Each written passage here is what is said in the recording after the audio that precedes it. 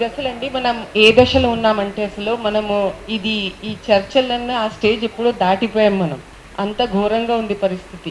And ఎందుకు అంటే మనము అసలు చర్చలు ఇంకా మానేసి మనం అసలు ర్యాలీస్ అండ్ రెసిస్టెన్స్ స్టేజ్లో ఉన్నాం. ఆ స్టేజ్ అదే ఇంకా కావాల్సింది. ఎందుకంటే మనకి తెలుసు ఇప్పుడు ధోంతి గారు ఇట్లా చాలా చోట్ల చాలా ప్లాట్ఫామ్స్ మీద చెప్పారు, ఎక్స్ప్లెయిన్ చేశారు. మనందరికీ తెలుసు what is the problem. Rocket science కాదు, సొల్యూషన్ ఏంటి. ఇది కేవలం corruption main reason, plus vested interest ఉన్నారు, రూల్స్ ఫాలో చేయట్లేదు వీళ్ళు. దాని మూలాన మనం ప్రజలము మనము ఇదంతా భరించాల్సి వస్తుంది. అంటే రిచ్ పువర్ తేడా లేకుండా ఇక్కడ జరుగుతున్నాయి అన్నీ. అందరూ సఫర్ అవుతున్నారు. ఇప్పుడు నేను చెప్పినట్టు జస్ట్ డౌన్ స్ట్రీమ్ వాళ్ళు సరే, కానీ ఎవరైతే సాఫ్ట్వేర్లో పనిచేస్తున్న హైటెక్ సిటీలు కూడా వాళ్ళు అంత శ్రమపడి మనకు రెవెన్యూ తీసుకొచ్చి కూడా వాళ్ళు బిల్డింగ్స్ నుంచి బయటకు రాగానే వాళ్ళంతా కార్లు తీసుకొని మోటార్ బైక్స్ తీసుకొని వాళ్ళు నీళ్ళలో ఉన్నారు. మనమని చూస్తున్నాం. కాబట్టి రిచ్ అండ్ పువర్ తేడా లేకుండా అందరం సఫర్ అవుతున్నాం. దేని మూలాన? చట్టాలు ఉన్నాయి, రూల్స్ ఉన్నాయి, కానీ వీళ్ళు వెస్టర్న్ ఇంట్రెస్ట్ మూలాన, కరప్షన్ మూలాన, వీళ్ళ సొంత ప్రయోజనాల కోసం ప్రజలు సఫర్ అవుతున్నారు. ఎందుకంటే వాళ్ళు రూల్స్ ఇంప్లిమెంట్ చేయట్లేదు. కానీ ఈ ఫోరం ఏదైతే ఇప్పుడు Hyderabad citizens forum plus urban development forum ఉన్నాయో, ఈ రెండు తక్షణంగా మన ఈ ప్రోగ్రామ్ అయిన తర్వాత మీరు తప్పకుండా నివేదిక దయచేసి ఇవ్వండి. అది ఏమిటి ఇస్తారు అంటే, ఫస్ట్ ఆఫ్ ఆల్ ఎందుకు ఈ కారణాలన్నీ ముందుగా చెప్పిన కారణాలన్నీ కాకుండా ఇప్పుడు ఏమవుతుందంటే ప్రతి చోట మొన్నేమో లాగింగ్ అయింది, ఇదిగో చూడండి ఎంతమంది ప్లాస్టిక్స్ అవి ఇవి అని చెప్పి ప్రజల మీద పెట్టారు. మళ్ళీ గమనించారు కదా, మనం ఎట్లా బాధ్యులతో. సాలిడ్ వేస్ట్ మేనేజ్మెంట్ రూల్స్ ఉన్నాయి, ఆ రూల్స్ ఇంప్లిమెంట్ అవుతున్నాయా? ఇంప్లిమెంట్ అవ్వట్లేదు. ఆ రూల్ ప్రకారం చిన్న సైన్స్ అదేంటది, తడి పొడి వేరుగా చేయాలా, తీసుకునేటప్పుడు చెత్త తీసుకుని ఆయన వేస్ట్ కలెక్టర్ అని ఆయన ఇది విరుగా తీసుకోవాలా, ఆ వార్డ్ వైజ్గా అది డీసెంట్రలైజ్ చేస్తే ఆ పొడి చెత్త అన్నది రీసైకిల్ అవుతుంది. పేపర్లు కానీ ప్లాస్టిక్ కానీ రీసైక్లింగ్ అవుతుంది. పొడి ఏమవుతుంది, కాంపోస్ట్ అవుతుంది. దాంట్లో నుంచి మీరు కాంపోస్ట్ కానీ మెన్యూర్ చేసుకోండి, ఎనర్జీ తీసుకురండి, ఏమైనా తీసుకురండి. కానీ ఇప్పుడు అవన్నీ కాకుండా ఇదంతా ర్యాంకీకి అప్పచెప్పేసి ర్యాంకీకి డబ్బులు ఇచ్చేసి ర్యాంకీకి చెత్త కూడా ఇవ్వడం, ర్యాంకీకి ఉల్టా డబ్బులు కూడా ఇవ్వడం. ఆయన జవహర్ నగర్లో తీసుకెళ్ళి ఒక నరకం సృష్టించిండు. ఇదంతా ప్రజలు చేసినారా? ఈ 30 ప్రజలు చేసినారా? వాళ్ళు ఒకటి. మనం విడివిడిగా చేసి ఇస్తున్నా వేస్ట్ కలెక్టర్ ఏమంటున్నాడు తెలుసా, మేడం మీరు ఎంత ఎక్కడ కల్పించినా మేము అక్కడ ట్రాన్స్ఫర్ స్టేషన్లో మొత్తం కలుపుతున్నాం, వాళ్ళు కలిపి తీసుకుంటున్నారు అని నాకు చెప్తున్నాడు ఆయన. మీరు చేస్తే వేస్ట్ మేడం ఇలా చెప్తున్నాడు ఆయన. This is the reality. మొన్న కూడా మీరు అందరూ చూసింటారు కదా, ప్రతి టీవీలో చూపించారు కదా, క్లాగింగ్ అయింది ప్రతి చోట ఇరుక్కుపోయింది అని. కొంతమంది అయితే హీరోల్లాగా పోలీసులు తీయడం అదంతా మేమేం చేయాలా, మీ బాగా అయింది మీకు అంట నేనైతే. సో ఇవన్నీ ఎందుకు జరుగుతున్నాయి? Just because of one rule, solid waste management అండి. ఇప్పుడు కమింగ్ ఫాస్ట్ ఫార్వర్డ్ ఇదంతా జరుగుతూ ఉంది. మొన్న కూడా 99 days కార్యక్రమం అయిందా? 90 days కార్యక్రమంలో కూడా ఏమైనా సర్దుకుంటారేమో అని అనుకుంటే అక్కడ కూడా ఈ కన్నన్, ఐఏఎస్ కన్నన్, ఆయన మెదడు చూడండి. ఆయన ఏమంటాడు, మేము ఇప్పుడు ఒక క్యూఆర్ కోడ్ ఇస్తాం, ప్రతి అపార్ట్మెంట్కి ఒక క్యూఆర్ కోడ్ ఇస్తాం, అక్కడ చెత్త కలెక్ట్ అయిందా లేదా నిర్ధారించుకుంటాం. అరే నాయనా, నువ్వు సాలిడ్ వేస్ట్ మేనేజ్మెంట్ అది ఇంప్లిమెంట్ చేయట్లేదు. తడి పొట్టి వేరు చేయడం, ఈ వేస్ట్ వేరేగా తీసుకోవడం, బయోమెడికల్ వేరేగా తీసుకోవడం, ఇవన్నీ చేస్తే సార్ క్లాగింగ్ ఎక్కడైతుంది మనకి? మీరు హీరోలుగా మురికి నదుల్లో నిలబడి మాకు దర్శనం ఇవ్వనవసరం లేదు, మీరు ఈ రూల్ ఇంప్లిమెంట్ చేయండి. 99 days కూడా వీళ్ళు ఇంకా మారకపోతే ఇంకెప్పుడు మారుతారు? సో ఇక్కడ మన రోల్ ఒకటేనండి. మనం ఈ స్టేజ్ అయిపోయింది, మనం దాటిపోయాం. నిన్న కూడా ఒక మీటింగ్ అయింది. ఆ మీటింగ్కి నేను ఎస్ఐఆర్ అపాయింట్మెంట్ 6 బూత్ ఆఫీసర్స్ దగ్గరికి వెళ్ళాల్సిన అవసరం కూడా నిన్న మీటింగ్ కూడా మిస్ అయిపోయింది నాకు. అక్కడ కూడా నేను చెప్పిన, this is not the time of any table talk, it is over. మనం ఒక చాలా డేంజరస్ పాయింట్లు ఉన్నాం. ఎట్లయితే సంవిధానంని పాటించక దేశం డెమోక్రసీ ఒక ముప్పులోకి పడి వ్యాలీలోకి ఇంకా జారిపోతూ ఉన్నామో, అట్లాగే మన పర్యావరణ పరిస్థితి, మన అర్బన్స్ ఏదైతే ఉన్నామో, రూరల్స్ ఏదైతే ఉన్నామో, మనమందరం ఆ పరిస్థితులకు వచ్చేసాం. మనం టేబుల్ టాక్ మానేసి ఇంకా మనము బయట 10 మంది ఉన్నా సరే నో ప్రాబ్లం, అది రాహుల్ గాంధీ గారు కన్యాకుమారి దగ్గర నుంచి యాత్ర మొదలు పెట్టినప్పుడు ఎంతమంది ఉండేనండి, ఎంతమంది ఊహించి ఉండరు అది సక్సెస్, థంపింగ్ సక్సెస్ ఏంటి, దేశం దిశ మార్చిన యాత్ర అది. పార్లమెంట్లోనే నంబర్లు తీసుకొచ్చి బీజేపీని ఖబర్దారని చెప్పిన దిశ అది. ఆయన ఎంతమందితో స్టార్ట్ చేసిండండి. So we should not bother about the number any time. ఇక్కడ ఉన్న వీళ్ళ క్వాలిటీ చూడాలి. మాది ఇక్కడ ఉన్న ప్రతి ఒక్కరికి ఆ క్వాలిటీ ఉన్నది కాబట్టి మనం ఇక్కడ ఈ రోజు ఉన్నాం. సో ఆ క్వాలిటీని గుర్తించి మనము టేబుల్ టాక్ అనేసి మనం ఇక ముందు stand somewhere, People's Plaza, nobody will stop us, stand there silently with the protest cards, 1 hour ఇస్తాం, ఏదో ఒకటి అట్లా పబ్లిక్లోకి వెళ్ళి అట్లాంటి ప్రొటెస్ట్ చేయాలని చెప్పి this is one of my humble submissions. Solid waste management అన్నది కంపల్సరీ లేకపోవడం మూలన అది ఇవన్నీ అవుతున్నాయి. ఇంకా వీళ్ళేమో ఈ ఐఏఎస్ చూడండి, ఐఏఎస్ దేంట్లోనూ స్పెషలిస్ట్ కాదు వాళ్ళు. మన ప్రస్తుతం మనం ఎవరున్నారు మంచిగా కూడా సిఎస్, రిటైర్డ్ సిఎస్ ఏమో అటు జంపి మళ్ళీ అడ్వైజర్ అయిపోయి కూర్చుంటాడు మన మీద. నిన్న కూడా అయ్యింది అది. సో ఇవన్నీ సరే, అది మనం బుద్ధుల్ని మనం మార్చలేము. ప్రీవియస్ గవర్నమెంట్ మిస్టేక్స్ అన్ని ఇప్పుడు కూడా అవుతా ఉన్నాయి.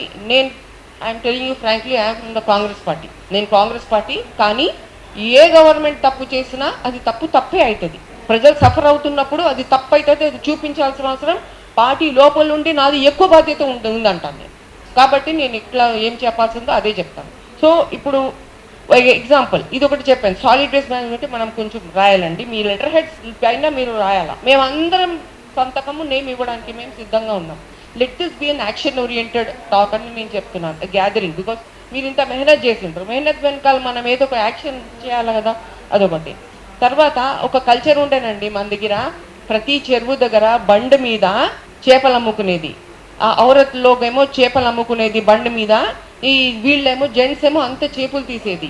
ప్రతి చెరువులో నేను అంటున్నాను 2014లో తెలంగాణ పుట్టింది కదా, 2016-17లో కూడా ఆ కల్చర్ ఉండే ఇంకా. ఎందుకంటే మల్కా చెరువు మీద నేను కేసు వేసినా కదా, అప్పుడు కూడా ఉండే. ప్రతి చెరువు దగ్గర నార్త్ వెస్ట్ సౌత్ ఈస్ట్ తీసుకోండి మీరు, కాప్రా, రామంతపూర్, అంబీ చెరువు, మల్కం చెరువు అన్నీ ఏదైనా చేయండి, మీరాలం, అన్ని చెరువుల దగ్గర మత్స్యకారుల కోఆపరేటివ్ సొసైటీస్ ఉండే, వాళ్ళకి ప్రెసిడెంట్స్ ఉండే, వాళ్ళు చేపలు తీసుకుంటుండే. ఆ పిల్లలతో సహా సండే సాటర్డే వచ్చేసి స్కూటర్ల మీద కార్స్ వెళ్ళి చేపలు కొనుక్కునేది, వాళ్ళ మత్స్యకారులు చేపలు తీసేది. మన అర్బన్ హైదరాబాద్ సిటీ గురించి మాట్లాడుతున్నాను. 5-6-7 ఏళ్ళ కింద కూడా మీకు ఈ కల్చర్ ఉండే, ఇప్పుడుందా? ఇప్పుడు లేదు. ఎవడి కోసం ఆ కల్చర్ మనం పోగొట్టుకున్నాం? ఆపిండ్రు. ఆ మత్స్యకారుల యూనియన్ అందరు చెప్పిండ్రు మాకు, మేడం మా లైసెన్స్లు ఆపిండ్రు.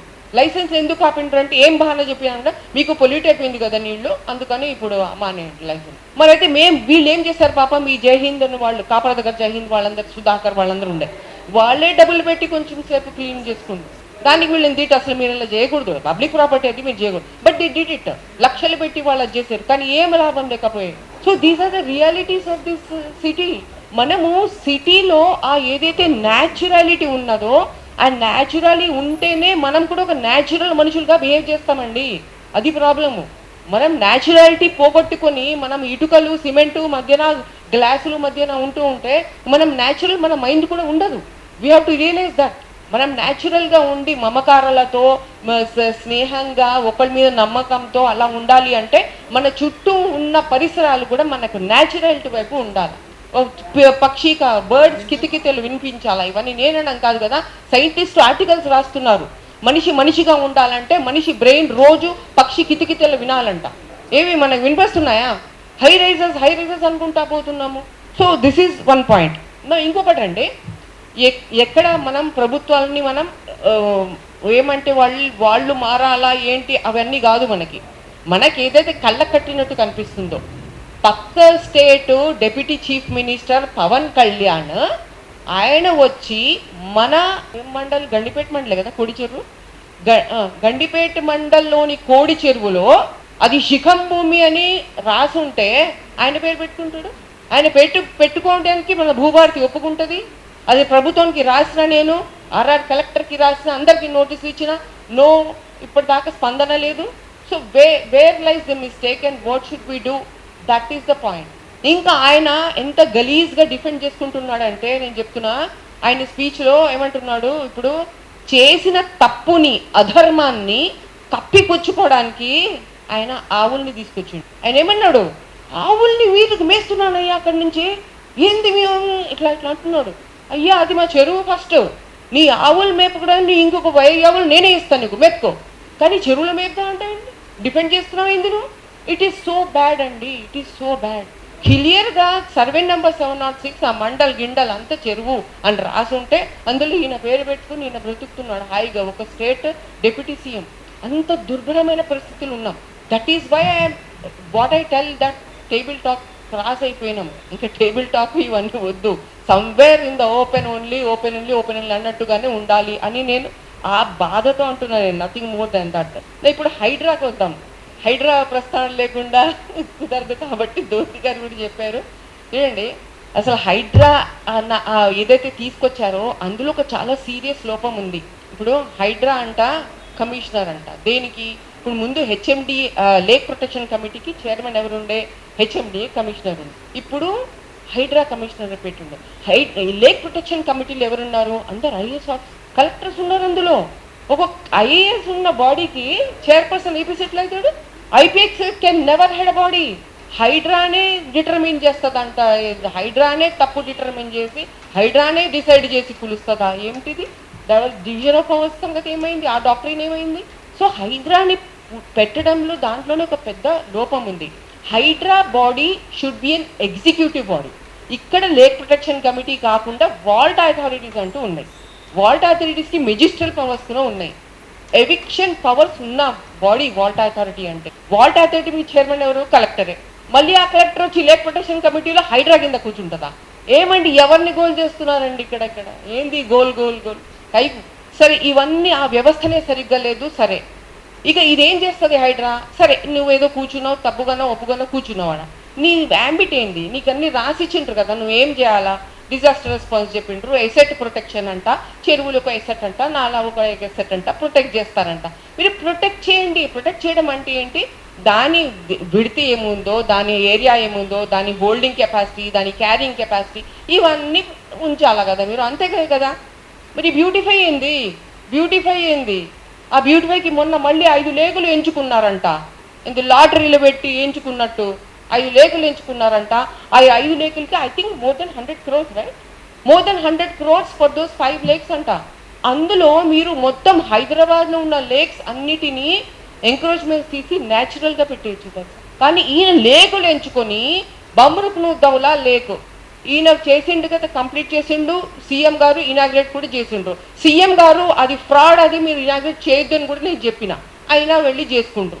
ఏదో చెప్పడం వలన డిలే అయింది ఒక 6 months, కానీ చివరికి వెళ్ళి చేసేసిండ్రు. ఇప్పుడు అది కేసు నడుస్తుంది కదా మరి ఎన్జిటీలో.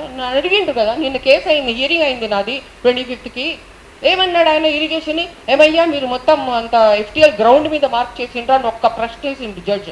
కొత్త జడ్జ్ వచ్చి గమ్మునైపోయిండ్రు వాళ్ళు. గ్రౌండ్ మీద ఎఫ్టీఎల్ మార్క్ చేస్తే హైడ్రా ఎట్లా లోపల వెళ్ళి డంప్ చేసింది అని ఆయన హైడ్రా అక్కడ బండు పొగలు కట్టి లోపల మొత్తం డంప్ చేసి 18 acres అని కోర్టులో చెప్పి లేక ఇక్కడేమో 8 acres పాండ్ పెట్టిండాడు. కేసు నడుస్తుంది.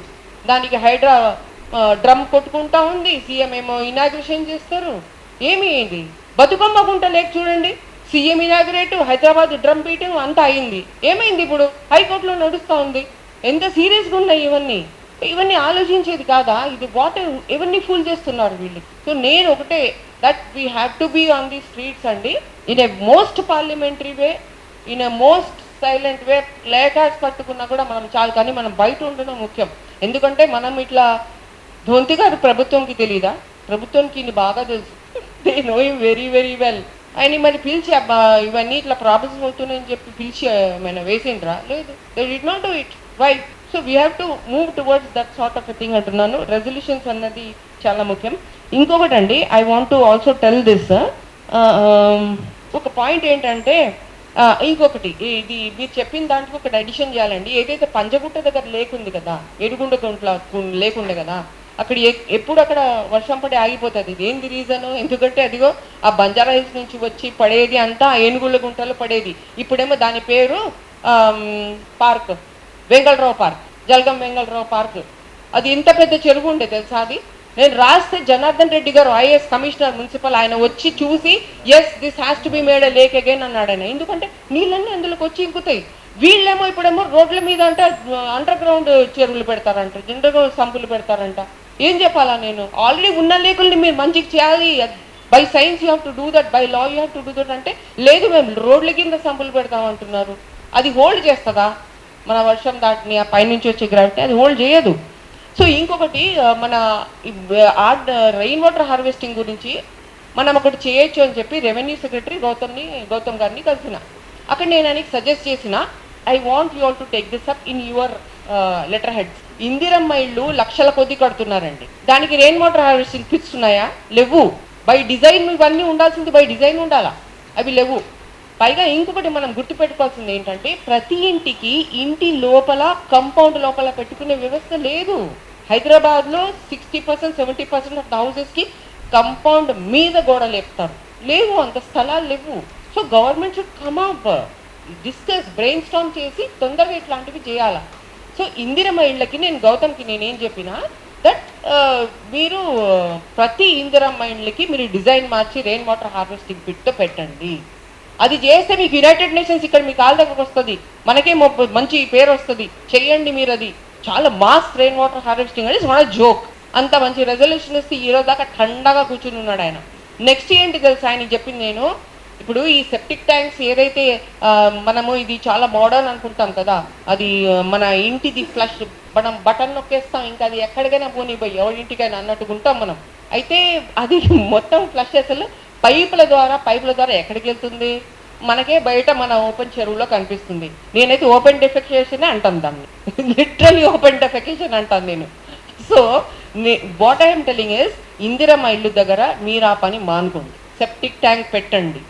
గంగదేవిపల్లి విలేజ్కి నేను వెళ్ళిన, వరంగల్ సర్వే చేయనికి, అక్కడ సర్పంచ్ గారు మురళి రాజమౌళి ఆయన్ని కలిసిన, అప్రిషియేట్ చేసి వచ్చిన. నేను ఒక డెలిగేషన్ని లీడ్ చేసి గవర్నమెంట్ సిటీ కాలేజ్లో అక్కడ లెక్చరర్ స్టూడెంట్స్ అందరినీ తోలుకెళ్ళిన, వాళ్ళకు కూడా రావాలి కదా అనేసి.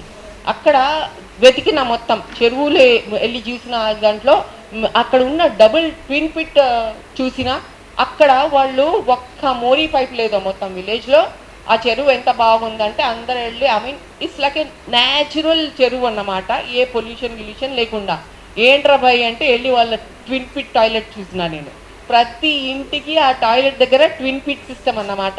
అంటే ఏంటి, ఇంకా పైపులు గీపులు జాంతానాయి, అక్కడికక్కడే ఒక చోట వెళ్తుంది, పైప్ మళ్ళీ మారుస్తారు. అది వాటర్ అంతా ఏంటది ఫిల్టర్ అయ్యి పక్క దాంట్లోకి వెళ్ళిపోయి అక్కడంతా కాంపోస్ట్ అయిపోతా ఉంది మొత్తం. స్వచ్ఛ భారత్ ఎవరో ఉంది కదా, స్వచ్ఛ భారత్ మిషన్ చైర్మన్ కూడా వచ్చి దిగి లోపల కంపోస్ట్ తీసిండప్పుడు, ఎప్పుడు జస్ట్ 6-7 years బ్యాక్ మాట చెప్తున్నాను నేను. సో నేను అనేది ఏంటంటే రకరకాల ఆల్టర్నేటివ్స్ ఉన్నాయి. ఇప్పుడు ఇందిరమ్మ ఇళ్ళు దగ్గర రెయిన్ వాటర్ హార్వెస్టింగ్ పిట్ ప్రతి ఇంటికి పెట్టండి, అంటే లక్షల పిట్స్ అవి, అవునా? దాని తర్వాత ప్రతి ఇంటికి మీరు అక్కడికక్కడే మీరు ట్విన్ పిట్ పెట్టండి, లేకపోతే సోప్ పైపులు పెట్టి దీనిలో పైన ఏదో చిన్న స్లాబ్ అయినా ఉంటుంది, లేకపోతే ఇట్లా అయినా పడేదైనా ఉంటుంది. మస్జిద్ నుంచి టెర్రస్ మీద పడే నీళ్లు కానీ, వజూ చేసే నీళ్లు కానీ లీస్ట్ పొల్యూటెడ్ వాటర్ అది ఎందుకు మోరీ నీళ్ళకి వెళ్తున్నాయి? అక్కడికక్కడ దాని రెయిన్ వాటర్ హార్వెస్టింగ్ చేయొచ్చు కదా. ఇదే అప్పుడు నాకు ఏం చెప్పారు తెలుసా వాళ్ళు, ఆఫీసర్సే ఎవరు చెప్తున్నారు, ఆఫీస్ ఏమన్నారు, మేడం మా టెంపుల్స్ మీద కూడా మీరు చూసారా ఒక ట్యాప్ ఉంటుంది, ఆ ట్యాప్లో ఊరికే నీళ్ళు కడిగి వెళ్తాం మేడం, లోపలికి ఏం పొల్యూషన్ ఉండదు, జస్ట్ చెప్పులు వదిలేసి కడిగి వెళ్తామన్నారు. అప్పుడు చూసిన టెంపుల్ దగ్గర ఇట్లా ట్యాప్స్ ఉన్నాయి.